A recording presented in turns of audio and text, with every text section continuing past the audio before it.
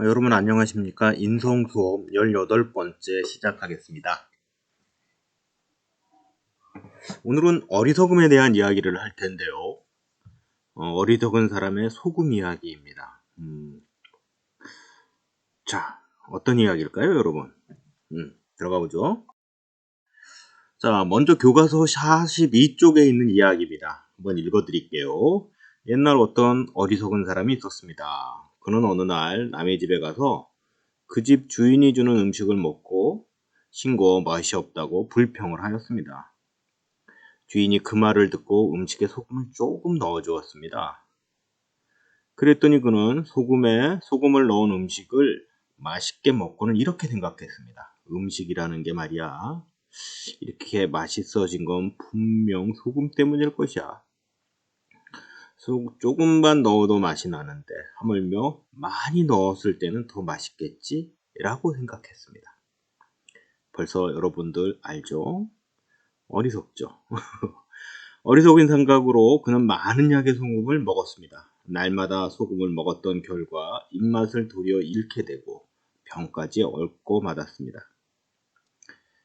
그것은 마치 참되고 바른 가르침을 지키지 않은 사람들이 음식을 절제하면 도를 얻을 수 있다, 깨달음을 얻을 수 있다라는 말을 듣고 7일 또는 보름 동안 단식을 한 결과 배만 고파지고 깨달음은 없는 데는 실패한 아무런 이익이 없는 것과 같았습니다. 여러분, 과유불급이란 말처럼 여러분들에게 누구에게나 지나친 것은 오히려 조금 못 미치는 것만 못한 것과 같습니다. 즉 지나치는 것은 모자란 것만 못하다라는 이야기입니다. 여러분도 생각을 한번 해보세요. 이러면 좋을 것 같아서 그것만 했을 때 과연 그게 좋을까요? 여기에 나오는 어리석은 사람은 소금을 넣으면 물론 맛있어요. 여러분, 짠 게 맛있어요. 단 게 맛있어요. 하지만 소금을 많이 넣고 간장을 많이 넣는다고 그 맛있는 것이 소금 양에 비례해질까요? 그렇진 않아요. 적당히 해야 되죠. 그것을 불교에서는 중도라고도 이야기를 해요. 또 뭐 많은 사람들이 중용이라고도 표현하고, 이 얘기는 뭐냐면 어느 한 곳에 치우치지 않겠다라는 거예요. 소금도 조금 넣어보고 설탕도 조금 넣어보고 식초도 조금 넣어보고, 그러나 그것을 조금씩 넣어서 음식마다 그 양이 다르게 들어갔을 때 음식의 맛을 제대로 느낄 수 있는 거죠. 조화롭게 말이죠. 그러나 여기 나오는 어리석은 사람은 조화롭게 음식을 마련해서 먹지는 못했던 모양입니다.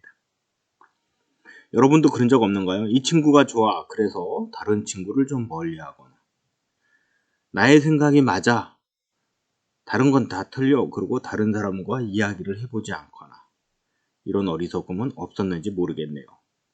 마치 조금만 넣어도 맛이 나는데 더 넣으면 맛있겠다라고 생각을 해서 자기 자신만 생각하고 다른 사람을 생각하지 못하는 경우도 있을 거야. 나만은 옳고 또 다른 사람은 틀리다고 생각한 경우도 있을 거예요. 자, 과유불급이라는 말, 여러분, 많이들 쓰는 말이에요. 지나친 것보다 적당하게. 지나치면 어떤 잘못이 있을까요? 많이 먹으면 배탈. 그죠? 운동도 너무 무리해서 하면 몸을 상하겠죠. 그죠? 공부도 많이 하면 그건 좀 예외인 것 같아요. 공부만 많이 해서는 안 되겠죠. 공부도 하고, 뭐, 운동도 하고, 또 힘들지 않게 자신의 삶을 만들어가는 것도 중요하겠죠. 공부만 많이 하는 것? 될 수도 있을 것 같은데, 글쎄요. 자, 먼저 건강해야죠. 공부도 공부지만. 자, 계속해서 볼까요? 여러분, 과유불급. 여러분 생각해 보세요. 이 정도면 괜찮겠지? 나는 뭐 괜찮은데, 이런 거는 누구나 한번 생각할 거예요. 선생님도 생각, 이 정도면 뭐 괜찮겠지? 그러나 다른 사람이 봤을 땐 지나쳤다고 볼 수 있어요. 그죠? 특히 그래요. 선생님은 시험 문제를 이 정도는 괜찮겠지 막상 시험 문제를 출제하고 나면 평균 점수가 막 떨어지고 어렵다고 생각을 해요. 선생님만 생각해 본 경우죠. 여러분들도 이 정도는 괜찮겠지, 뭐 나는 괜찮을 거야, 뭐 이런 식으로 생각한 적 없을까요? 다 있을걸요. 자기 자신을 객관화하지 않고 합리화하는 거죠. 나는 괜찮아라고. 이런 말을 사용한 경험이 없지 않을 것입니다, 여러분. 여러분, 나만은 괜찮아, 뭐 이 정도는 괜찮을 것이야 라고 생각하고 행동하거나 말했던 경험이 있다면 한번 생각해 보세요. 이 정도는 괜찮아. 그것이 다른 사람들도 그래 그 정도는 괜찮아 그러면 합리적인 거지만 이건 좀 지나치지 않을까? 지나친 건 모자라는 것만 모았다 되는데 과유불급은 아닐까? 라고 누군가 얘기해 준다면 나의 생각을 조금 조정하고 새로이 세팅을 해야 되겠죠. 자, 그래서 선생님이 43쪽일 텐데요. 마음으로 한번 자기 자신을 살펴보세요. 나의 이야기 또는 친구와의 이야기 속에서 여러분의 생각과 주장만으로 친구와의 우정이 상처받게 한 경험은 없는지 생각해 보세요. 혹은 나의 생각이 옳다고 주장하였으나 시간이 흘러 돌이켜 본 적은 없는지도 보세요. 나의 삶 속에서도 다시 생각해도 지나쳤던 일이나 마음을 간략하게 드러내어 나의 지나침을 줄여다 봅시다. 선생님도 줄여야 될 게 있어요. 내가 줄여야 될 것, 선생님이 줄여야 할 것 첫 번째는 선생님은 뭐 학교의 모든 행동은 학생들에게 영향을 미치기 때문에 학생들의 영향을 어느 정도 미치고 학생들이 감당할 수 있을까라는 생각으로 학교에서 무엇을 정할 때 선생님 입장을 정해요. 근데 그러다 보면 다른 선생님들은 그런 건 아이들이 다 그냥 할 수 있어요 라고 믿고 넘어가요. 여러분들도 온라인 학습을 처음 할 때 생각을 해보세요. 이걸 어떻게 해야 될지 가르침도 없이 그냥 안내만 해서 시작을 했어요. 그건 선생님 좀 불만이었어요. 먼저 이 수업은 어떻게 하는 것이다 라고 하는 학교 차원에서의 안내가 선생님마다의 오리엔테이션을 했지만 온라인 클래스를 사용하는 방법에 대한 방송물이나 또는 안내서 같은 것을 충분히 전해주고 시작을 해야 되는데 그러지 못했어요. 뭐 그것까지는 이해를 해요. 3월 달에 그런 일이 있었으니까. 하지만 중간중간에 뭐 1학기에서 2학기로 넘어갈 때나 이럴 때도 갑작스럽게 막 선생님들이 바꾸기 시작했어요. 그래서 선생님은 좀 반대를 했어요.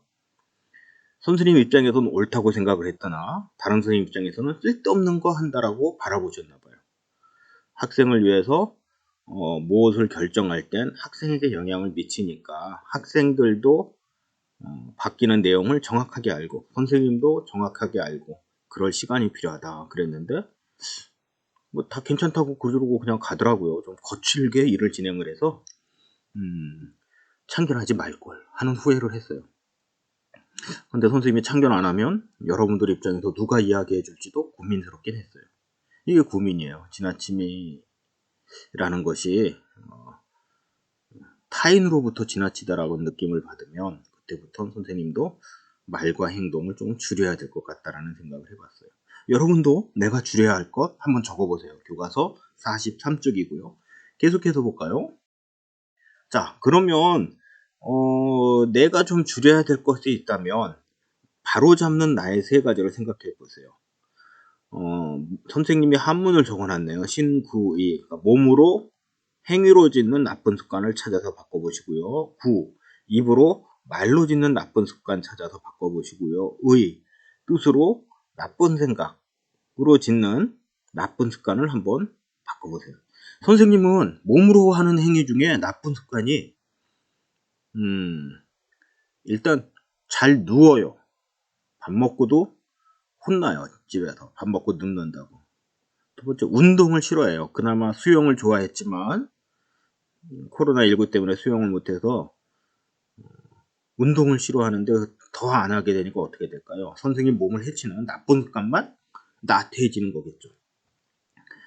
입으로 짓는 나쁜 습관은 선생님은 있는 그대로 얘기를 직설적으로 해봐요. 경우에 따라서는 상대방을 배려하지 못하는 실수도 해요. 바른 말인 줄 아는데 듣는 사람이 힘들어해요.